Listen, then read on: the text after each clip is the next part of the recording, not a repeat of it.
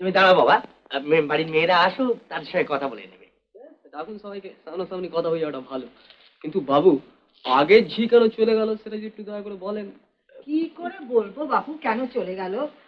কৃষ্ণা, তরকারিগুলো নিয়ে নে। আজকালকার লোকেদের যা মতি গতি। তা বাবা মাইনে কত নেবে? হ্যাঁ, মাইনের কথা আমরা বলবো এখন। তুমি বরং কি কি কাজ করতে হবে সেইটা বলে নাও, নইলে পরে তো আবার ঝামেলা করবে। বাড়িতে কজন মেম্বার?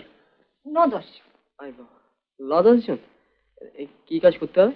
সবই, জল তোলা, মশলা বাটা, কাপড় কাচা, বাসন মাজা। এই এতগুলো সবাই কেউ কিছু করে না বুঝি? না, কিন্তু তোমার কোনো অসুবিধা হবে না বাবা, বাড়ির ছেলের মতো থাকবে। চাকর থেকে কি আর কেউ ঘরের ছেলের মতো রাখে? মা, ওগুলো সব চাকর ভুলানোর কথা। শুনুন বাবু, 50 টাকা মাইনে দিতে হবে, আর মেয়েদের কোনো কাজ করতে পারবো না।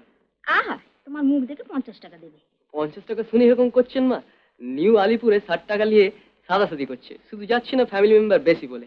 আমাদের আবার ব্যাচেলার টেচুরলে সুবিধা হয়, মেয়েদের কোনো ঝামেলা নেই, পুরস্কার কাজ করে চলে আসবো, কোনো ঝঞ্ঝাট থাকবে না। অত টাকা বাবু দিতে পারবো না। আর দাঁড়াও বাবা, দাঁড়াও, গোলমাল করো না। একজন লোক ছাড়া এক দণ্ড চলবে না।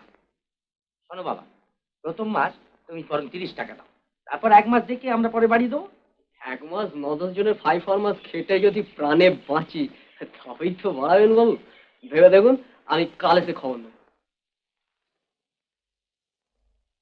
নাও, হরবড়ি 1 গাঁটা কাজ বলে দাও, ওইরকম করে বললে লোক মনে থাকে।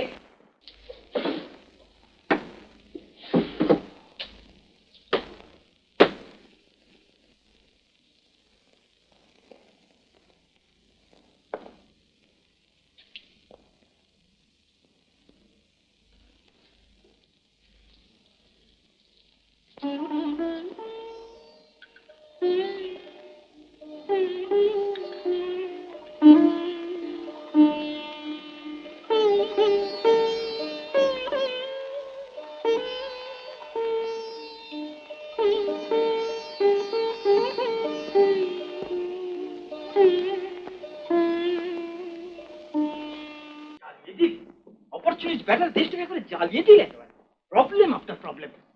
আচ্ছা বাবা, 24 ঘন্টা তুমি ঘরটার মধ্যে ভাবে বসে থাকো? হ্যাঁ, রাস্তায় একটু দেরি করলেও তো পারো, তাতে একটা এক্সারসাইজ হয়। মেলা চাচাস না, তুই কি ভাবিস আমাকে তো স্কুলের ছাত্র?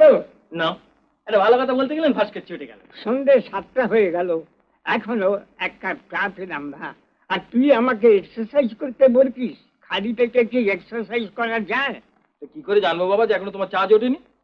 5টায় ছুটি হয়েছে, তারপর 2টো টিউশন ঠেঙে এই তো সবে বাড়ি ঢুকেছি আমি। আমারও কি পেটে কিছু পড়েছে? দে ওই ডালটা কিনতে এগিয়ে দে। কৃষ্ণাকে পাঠিয়ে দিচ্ছি। বুঝলো?